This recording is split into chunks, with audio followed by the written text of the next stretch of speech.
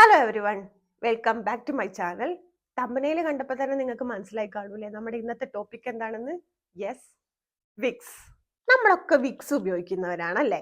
തലവേദന ഇല്ലെങ്കിലും തലവേദന ഉണ്ടെങ്കിലും കുറച്ചെടുത്തിട്ട് മൂക്കിലും നെറ്റിയിലും ഒന്നും തേച്ചിട്ടില്ലെങ്കിൽ ഒരു സമാധാനം ഉണ്ടാവുകയില്ല.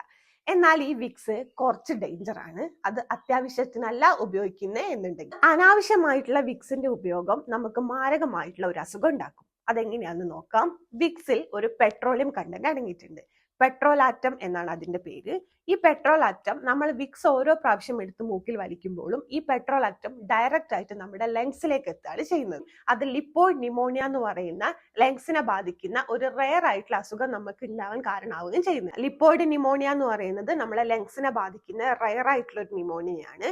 അതായത് അമിതമായിട്ടുള്ള ഫാറ്റ് അല്ലെങ്കിൽ ലിപ്പിഡ്സോ നമ്മളെ ലങ്സിൽ വന്ന് കളക്ട് ആവുമ്പോഴാണ് ഈ ലിപ്പോയിഡ് ന്യൂമോണിയ എന്ന് പറയുന്ന അസുഖം ഉണ്ടാവുന്നത്.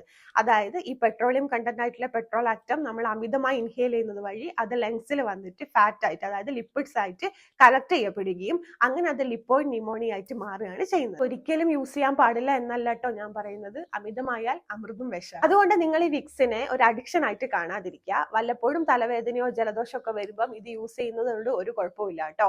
പകരം ഇതൊരു അഡിക്ഷൻ ആയിട്ട് കണ്ടിട്ട് എല്ലാ ദിവസവും യൂസ് ചെയ്ത് കഴിഞ്ഞാൽ ഇതുപോലത്തെ പല അസുഖങ്ങളും ഉണ്ടാക്കുന്നുണ്ട്.